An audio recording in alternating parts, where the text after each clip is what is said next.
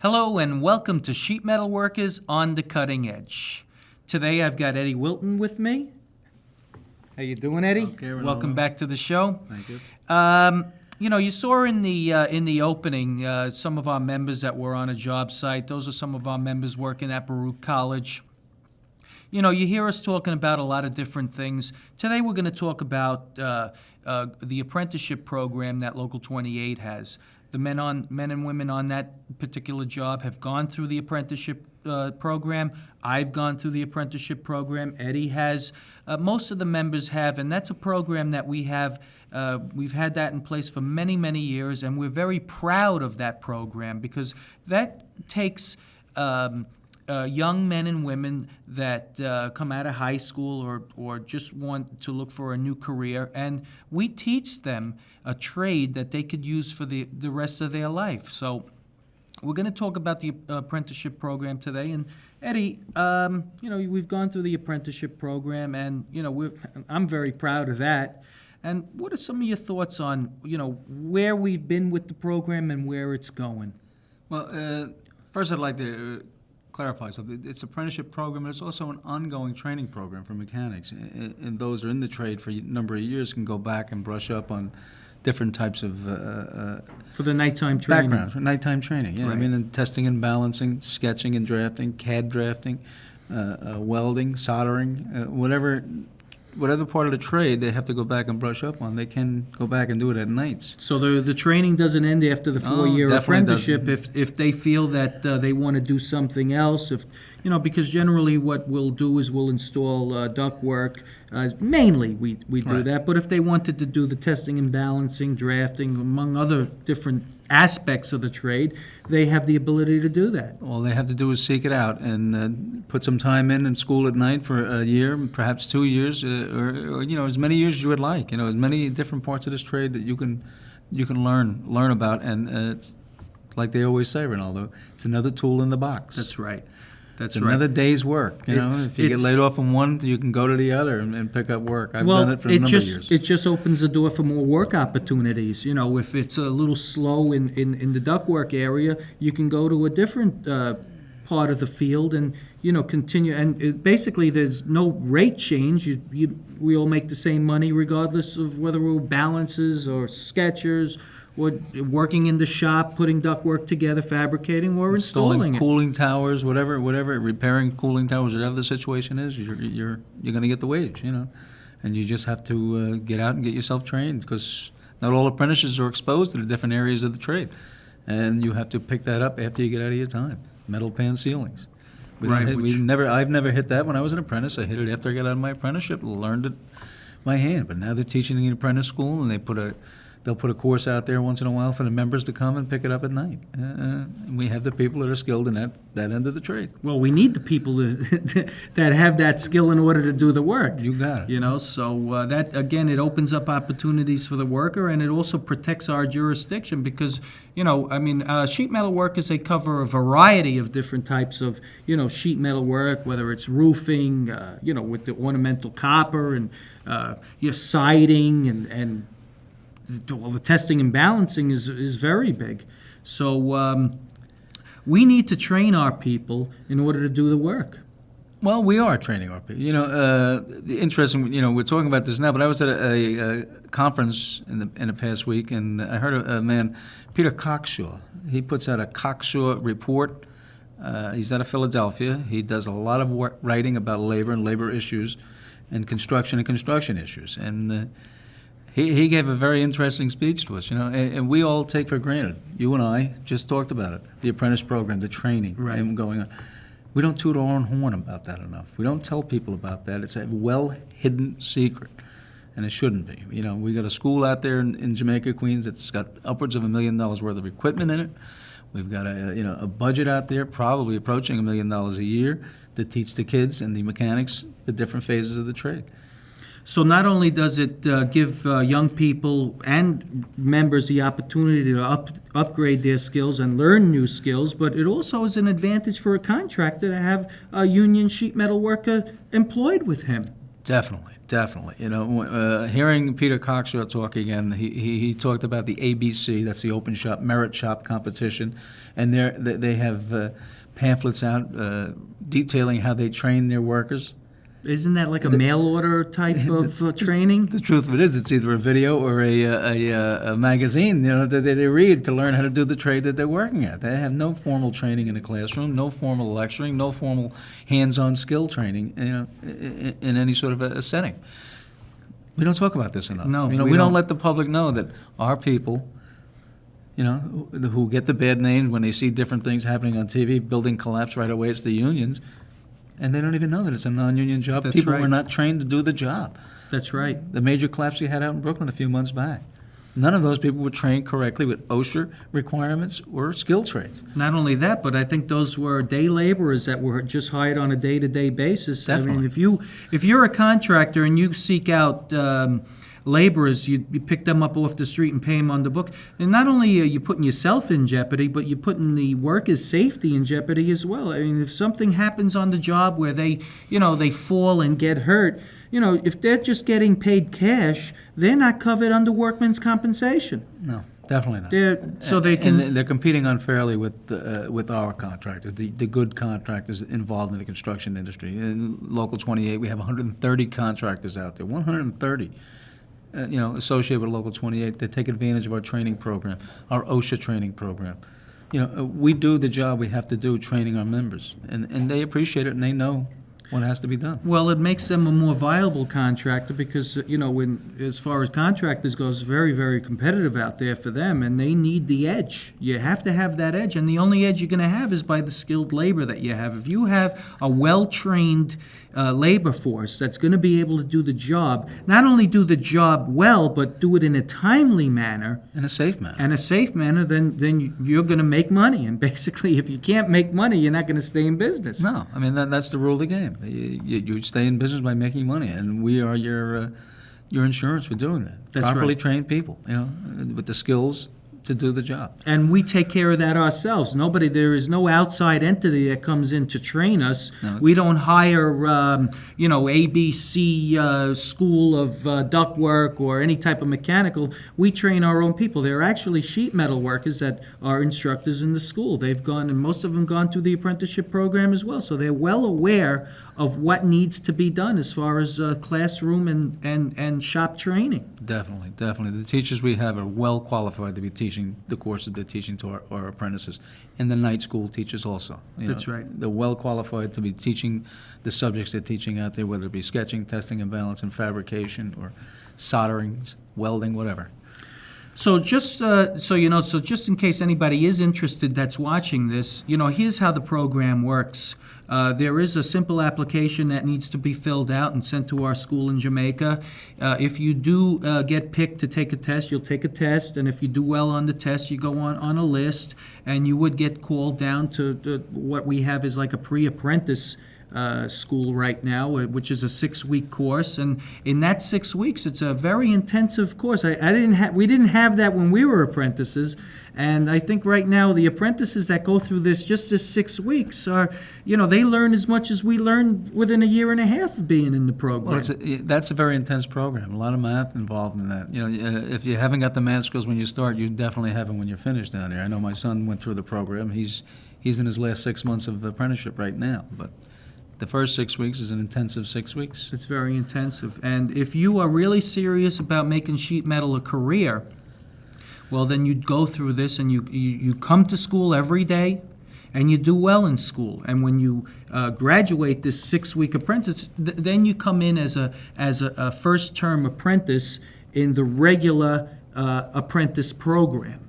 Now, that doesn't mean that you come to school the whole time. It's all broken up. You actually do go to work and then come back to school Right.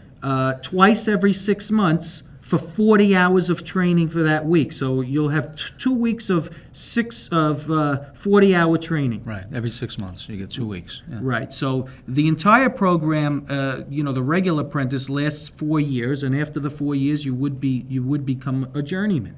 Definitely. All right, so you know what we'll do? We'll take a little break right now. I've got some video of one of the instructors in the school, and to explain a little bit more about the Very good. apprenticeship. It's right in the shop. I took the video. So let's go to Local 28's training center and take a look at the video. Robin, I wanted to ask you basically of an overview on this program that we have. Today we have the pre-apprentices. Could you tell us about what the program's all about? We have here at Local 28 a 4-year apprenticeship program.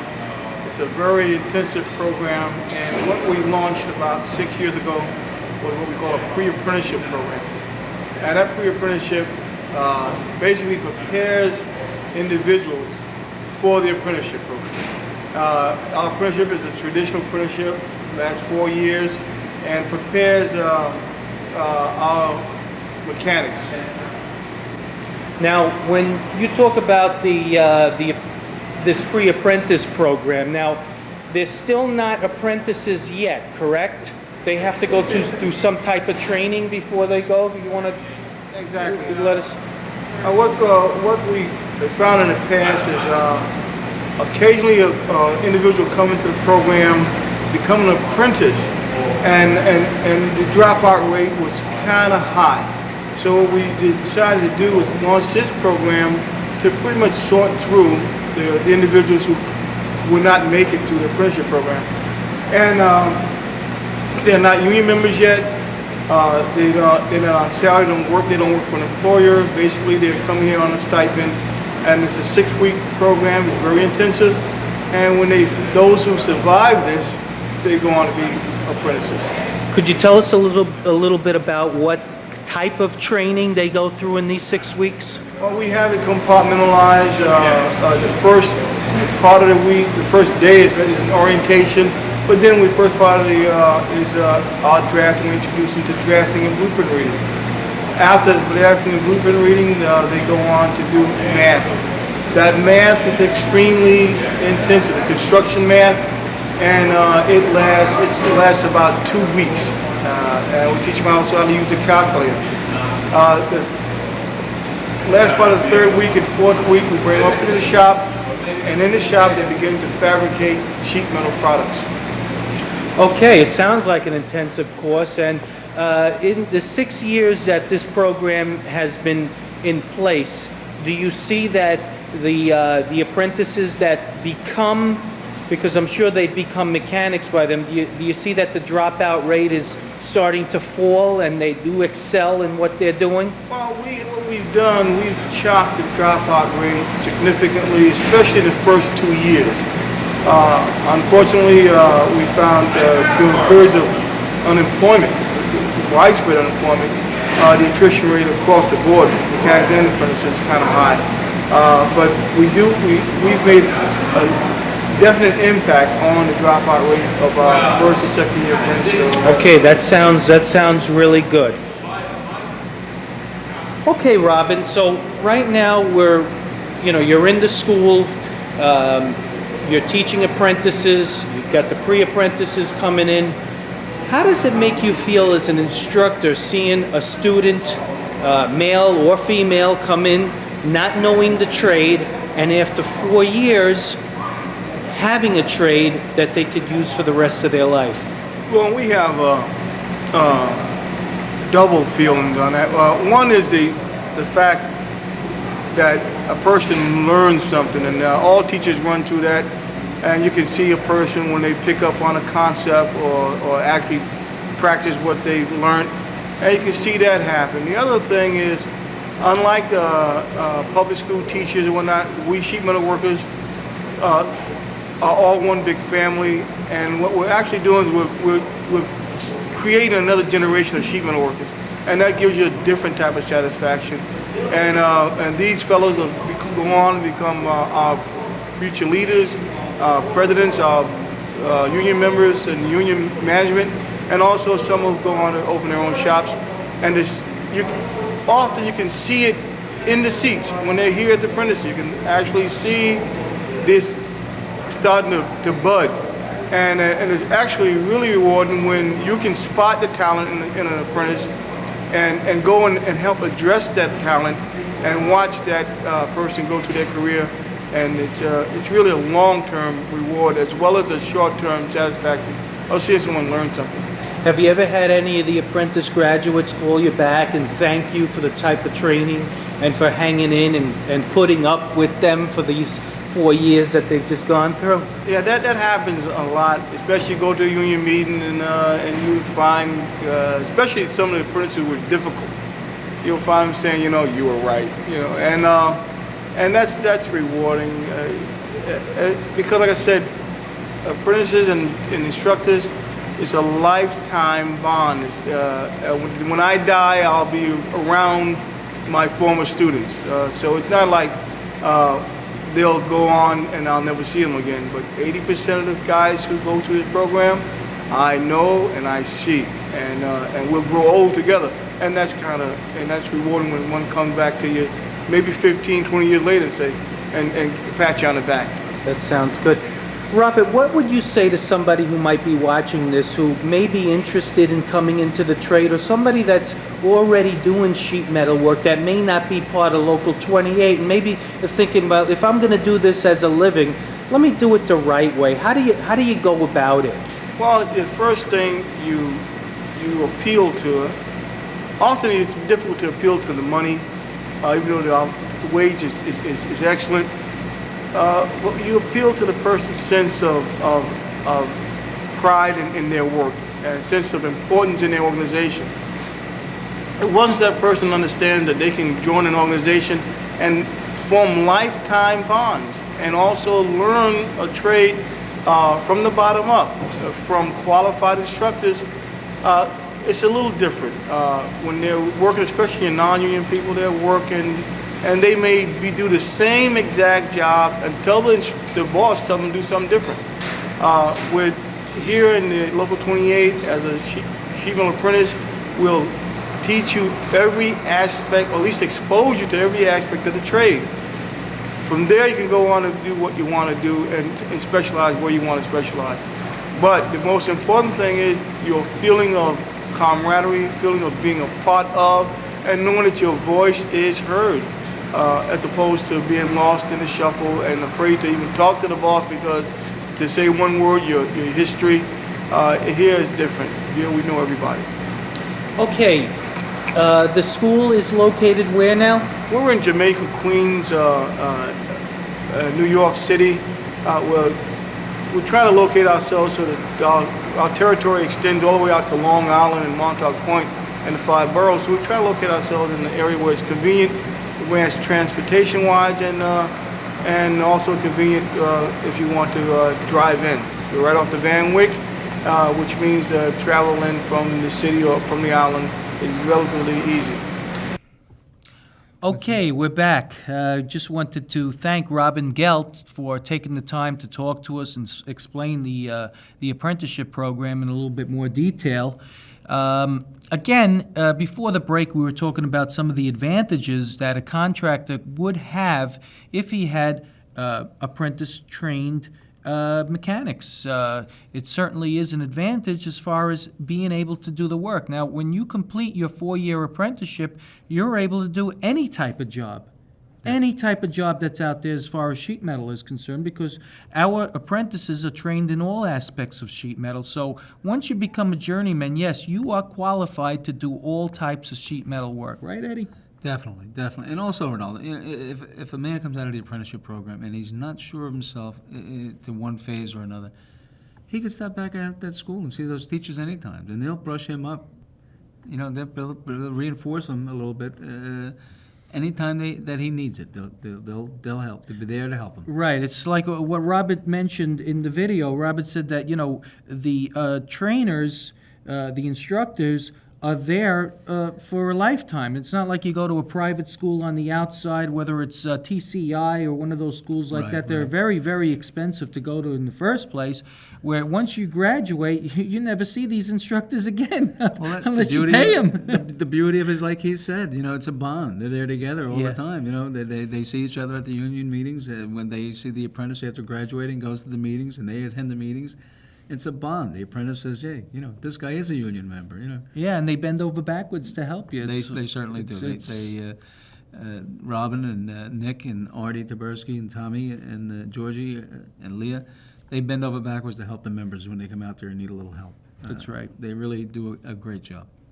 As far as growth goes, our apprentice program has a lot of apprentices now. I think we're almost up to 500 apprentices today. Yeah, quite a few kids in that apprentice training program. Yeah, they're definitely. So it certainly bodes well for our future, because we know that these apprentices will eventually become mechanics, and they're going to hold the torch for us for the rest of their careers. And it's always good to have somebody there to help you, and somebody there that you could pass your knowledge to, because again, you don't learn it all in the apprentice school, like you said. You do learn a lot of the work on the job. On the job, there's nothing more complete to making the training a complete success for is than to have someone doing the job on the job. On the job, having it done in the field, installation is done, and the job is complete. The apprentice feels fulfilled. The contractor is fulfilled. Yeah, because most training programs, the schools that are out there, they really go into it in theory, without the on-the-job training. Well, like we talked about, they give them a video and a book. And, how many of them are going to read the book? I'll tell you the truth. Zero. And I'll tell you, and who's the loser? The loser is really the person that's taken the course, who wants to be a sheet metal worker. He wants to make that his career, but he's not being offered the training that he needs to be competitive in this industry. This is a very, very competitive industry. I mean, we know that talking to non-members, we always tell them that it's very, very competitive. I mean, if you're not a member of Local 28 and you're a sheet metal worker and want to come into Local 28, well, Local 28 metal workers work very, very hard for the money they earn. It's a very, very competitive field. And, in order to stay competitive, you have to have the education on how to do the job. Definitely. I say it all the time to the new members and to prospective members, you're going to compete. You're going to compete with the best trained people in this business. Local 28 apprentices are the best trained in the business. And the mechanics afterwards are still being trained. If you're coming into Local 28, keep in mind you're going to compete for a job. Right. And you're going to compete with the best. So if you're going to come in here, you better get down here and get some more education and sharpen your skills, as a non-union sheet metal worker when you come into Local 28. Right, but once you do get these skills in place and you see that it's a much more well-organized system that we have, you work hard, yes, but you work more efficiently. You get a lot more done in a day. Definitely. There's the old stigma out there that, the union guys, they don't work and they like to sit around and take coffee breaks all day. I mean, that's the furthest from the truth. I mean, look, we've organized well over 300 new members in the last 3 years. And we get the feedback from them all the time. I mean, a lot of them say that it's the best move that they've ever made. And some of our new contractors give us the feedback. Oh well, let's talk about Roy Kay. I mean, that was a major organizing drive that we've had for about 10 years. And number of years. And then in October of 1999, we finally signed Roy Kay to a building trades agreement. And, I mean, you're the agent, you cover the area, so why don't you tell us what he says? Because the people at Roy Kay made one statement. They says, well, the thing we're going to enjoy most is the training. I said, what do you mean? He says, it didn't work out the training too well here. He says, we had an apprenticeship thing going here, but I would bring him into the shop on Saturday morning and teach him different things about either welding or fabrication or whatever it was, whether it be pipe fitting or sheet metal work, whatever it was that particular Saturday, he was going to, well, that was the training. Not much. And now he knows, he may not have been there yet, but I'm sure it's going to be a point of him to come to that apprentice school to see the training they're going to get. And not only our apprentice school, but also the steamfitters and the plumbers training school, because they got all the trades involved in it. They're going to see the training that's available to their members. And the bottom line is that they're going to see that the training is superior on the job, because when you get better trained people on the job, you're going to get a better job done. Right, definitely. And it's going to certainly make you more money. And I think, I commend Roy Kay for making that decision to become a union contractor. I mean, it took a long time, but again, there was a lot of education that was involved. And I think that it worked good for both sides. It worked good for labor and management. I mean, labor, his people are getting the training that they deserve because most of them made the decision to do sheet metal or whatever trade they were involved with as a career. Right. And Roy Kay is going to benefit from that, from having the best trained people he could get. Right, definitely. The name of his game is also competition. He's competing in the bigger field against other contractors for those jobs.